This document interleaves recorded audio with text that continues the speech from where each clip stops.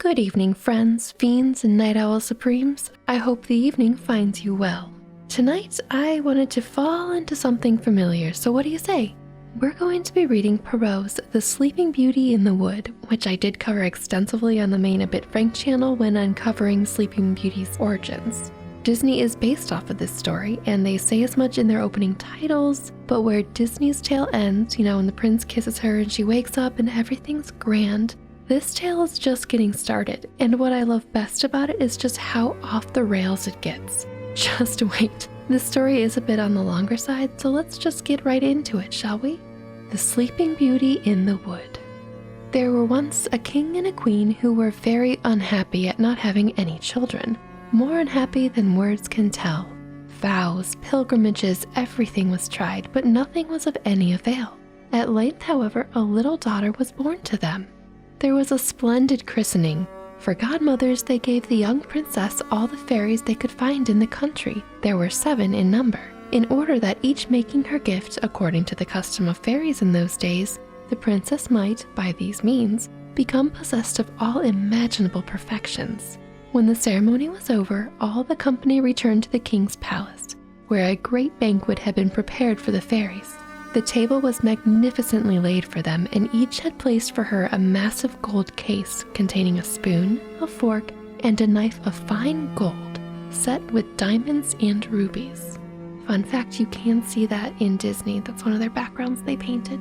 But as they were all taking their seats, there was seen to enter an old fairy who had not been invited, for everyone thought she was either dead or enchanted, as she had not been outside the tower in which she lived for upwards of 50 years. The king ordered a cover to be laid for her, but there was no possibility of giving her a massive gold case such as the others had, because there had only been 7 made expressly for the 7 fairies.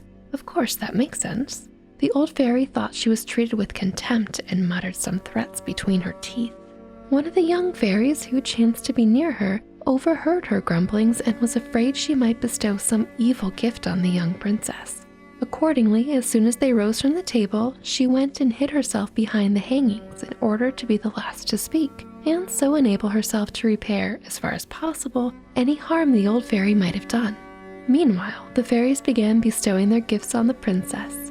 The youngest, as her gift, promised that she should be the most beautiful person in the world. The next fairy, that she should have the mind of an angel, whatever that means. The third, that every movement of hers should be full of grace. The fourth, that she should dance to perfection. The fifth, that she should sing like a nightingale. Sing, sweet nightingale. Oh, that's cool how that made it in Disney too. The sixth, that she should play on every kind of instrument in the most exquisite manner possible. It was now the turn of the old fairy, and she said, while her head shook more with malice than with age, that the princess should pierce her hand with a spindle and die of the wound. That makes more sense than other stories have it. The whole company trembled when they heard this terrible prediction, and there was not one among them who did not shed tears. At this moment, the young fairy advanced from behind the tapestry and said, speaking that all might hear, "Comfort yourselves, king and queen, your daughter shall not die of the wound. It is true that I have not sufficient power to undo entirely what my elder has done.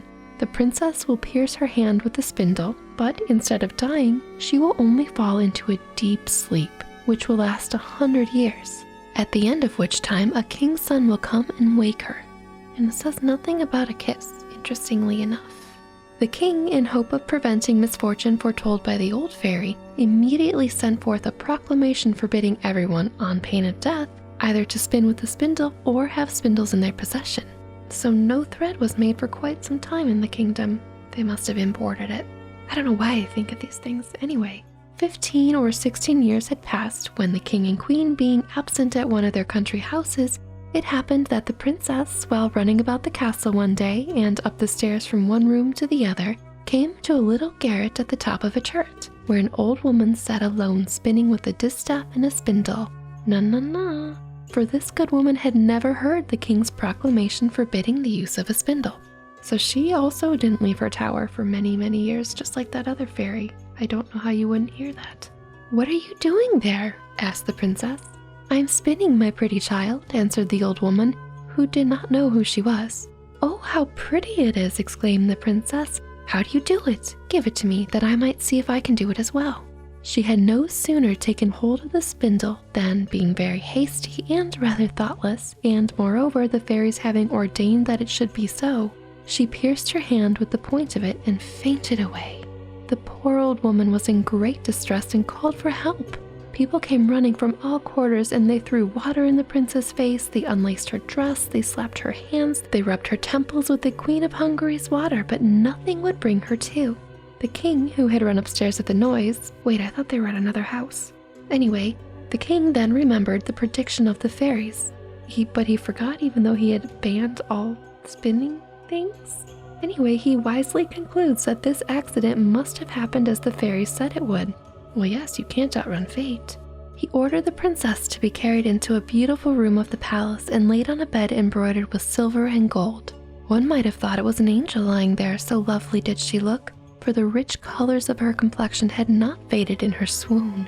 Her cheeks were still rosy, her lips were like coral. Only her eyes were closed, but they could hear her breathing softly, which showed that she was not dead. The king gave orders that she was to be left to sleep there in quiet until the hour of her awakening should arrive.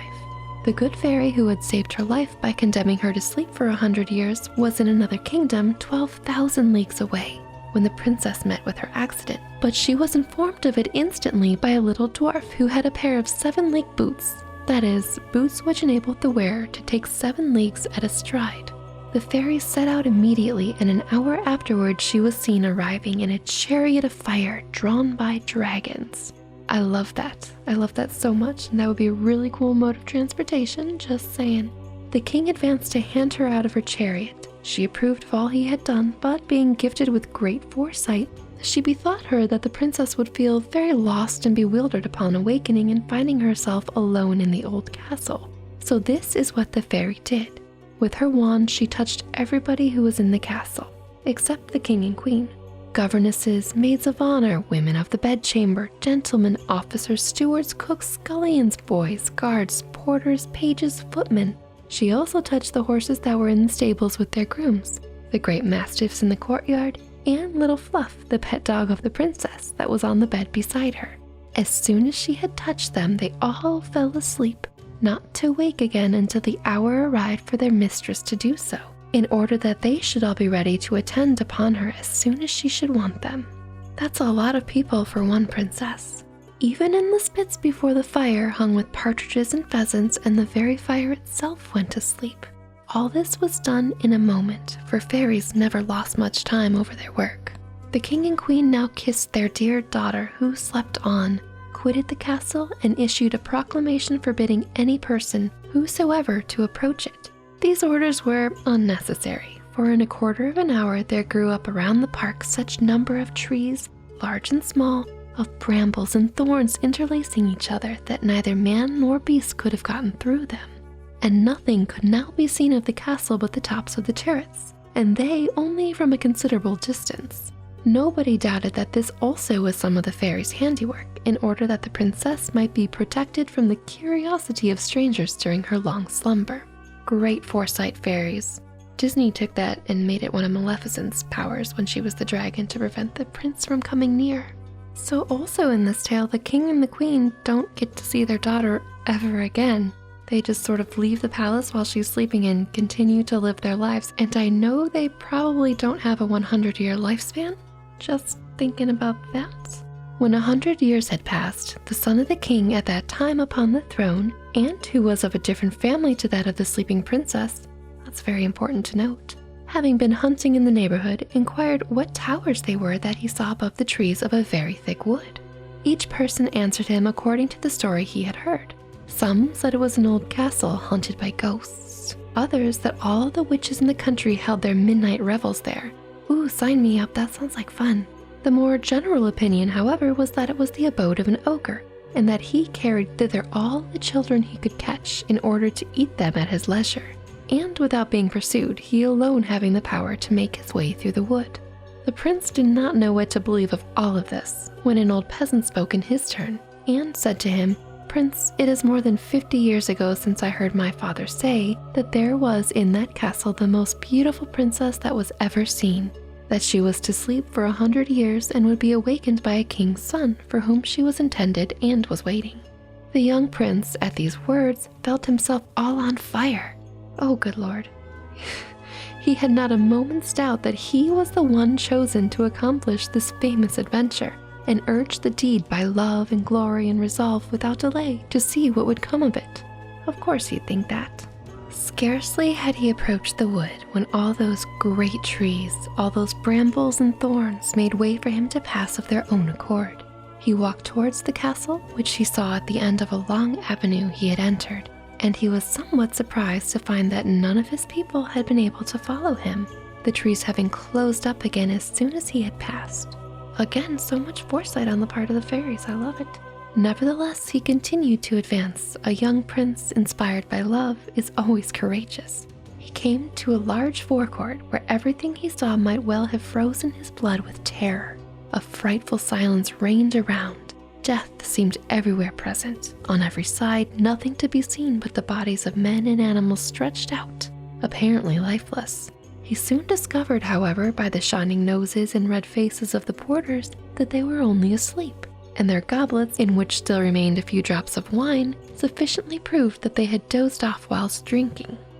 I do think that's what Disney has in theirs too, like in one of their scenes.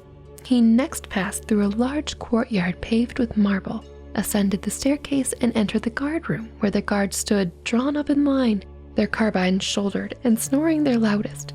So it was quiet in the whole palace except for where the guards were, because they're the ones that snore. It's kind of adorable. He traversed several rooms with ladies and gentlemen, all asleep, some standing, others seated.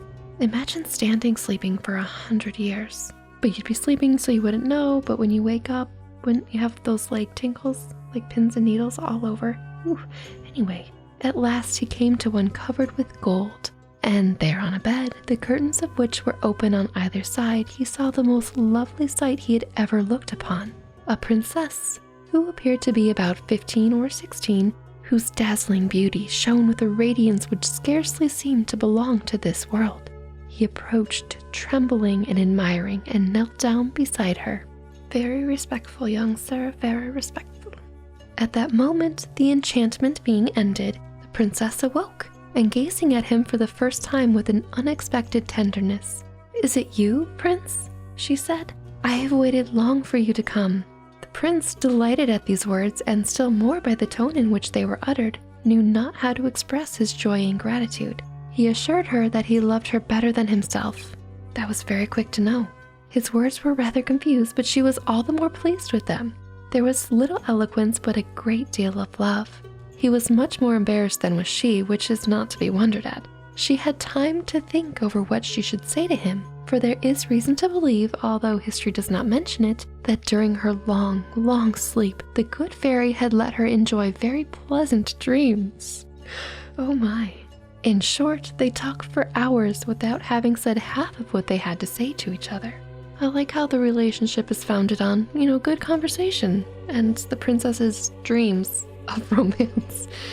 In the meantime, all the palace had been roused at the same time as the princess. Everybody remembered his or her duty, and as they were not all in love, they were dying with hunger. The lady-in-waiting, as hungry as any of them, became impatient and announced loudly to the princess that the meat was on the table. The prince assisted the princess to rise. She was fully dressed, and most magnificently, but he was careful not to tell her that she was dressed like his grandmother, and wore a stand-up collar, for, in spite of this, she was not a whit less beautiful. I do love how beautifully colorful this fairy tale is. Like, he's trying not to laugh because she's wearing clothes that were in fashion 100 years previously, and it just, my heart, I just love it so much. I also like how the staff is like, "Hey, break it up, we are so hungry. Please, for the love of God, let us eat." Anyway, once they're up, they passed into a hall of mirrors where they supped, waited upon by the officers of the princess. The violins and hautboys played but old charming pieces of music, notwithstanding that it was 100 years since they had been performed by anybody. And after supper, without loss of time, the grand almoner married the royal lovers in the chapel of the castle. Early next morning, the prince returned to the city, where he knew his father would be in anxiety about him. The prince told him that he had lost his way in the forest whilst hunting, and that he had slept in the hut of a woodcutter, who had given him black bread and cheese to eat. The king, his father, who was a simple-minded man, believed him, but his mother was not so easily satisfied. She noticed that he went hunting nearly every day and had always some story ready as an excuse when he had slept 2 or 3 nights away from home, and so she felt quite sure that he had a lady love. Mothers always know. More than 2 years went by and the princess had 2 children. The first, which was a girl, was named Aurora, and the second, a son, was called Day because he was still more beautiful than his sister. The queen, hoping to find out the truth from her son, often said to him that he ought to form some attachment, but he never dared to trust her with his secret. Although he loved her, he feared her, for she was of the race of ogres, and the king had only married her on account of her great riches. It was even whispered about in the court that she had the inclinations of an ogress, and that when she saw little children passing, it was with the greatest difficulty that she restrained herself from pouncing upon them. The prince, therefore, would never say one word to her about his affairs. That makes sense if you don't want your mother to eat your children, I suppose. On the death of the king, however, which took place 2 years later, the prince, now being his own master, made a public declaration of his marriage and went in great state to bring the queen, his wife, to the palace. She made a magnificent entry into the capital with her 2 children, one on either side of her. Does she just leave the palace that she had been living in and all the people that work there? Do they just get to go home or do they get to take it over? I'm so confused. What happens? I want to know more. Anyway, sometime afterward, the king went to war with his neighbor. He left the queen, his mother, regent of the kingdom, earnestly recommending her to care for his wife and children. He was likely to be all summer in the field, and he had no sooner left than the queen mother sent her daughter-in-law and the children to a country house in the wood, so that she might more easily gratify her horrible longing.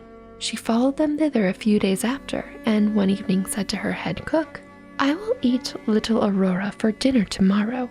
"Ah, madame," explained the cook. "I will," said the queen, and she said it in the voice of an ogress longing to eat fresh meat, "and I will have her served with my favorite sauce."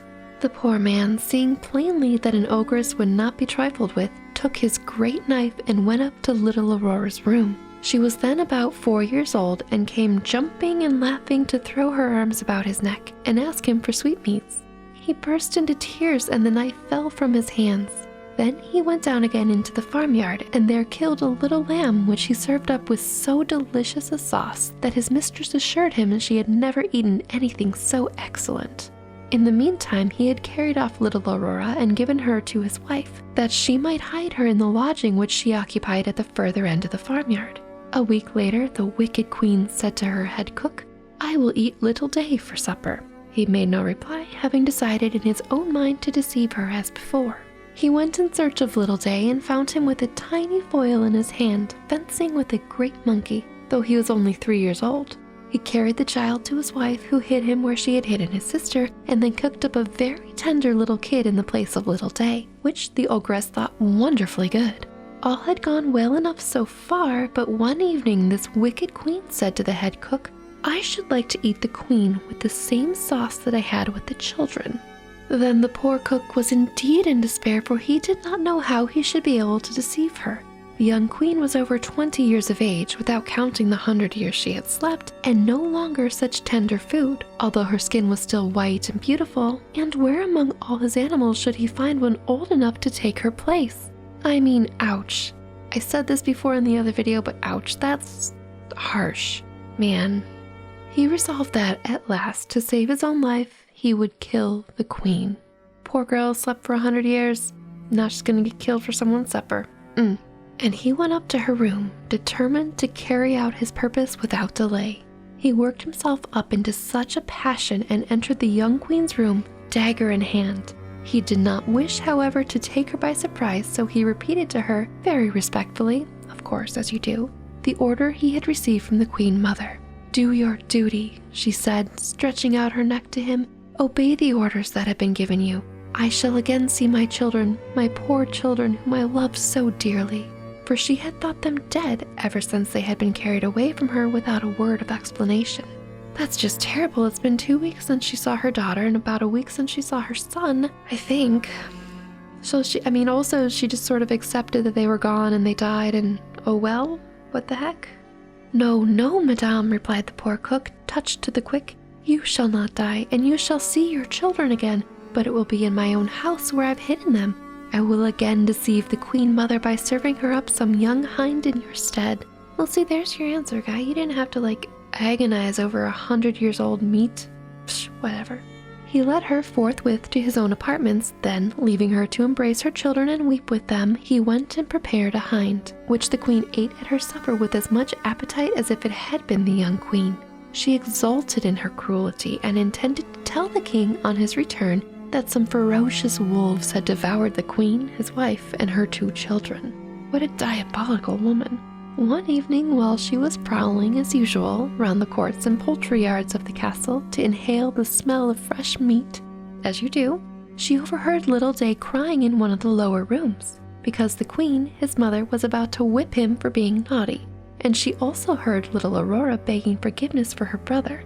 The ogress recognized the voices of the queen and her children, and furious at having been deceived, she gave orders in a voice that made everybody tremble that the next morning early there should be brought into the middle of the court a large copper, which she had filled with toads, vipers, adders, and serpents, in order to throw into it the queen and her children, the head cook, his wife, and his maidservant. She further commanded that they should be brought thither with their hands tied behind them.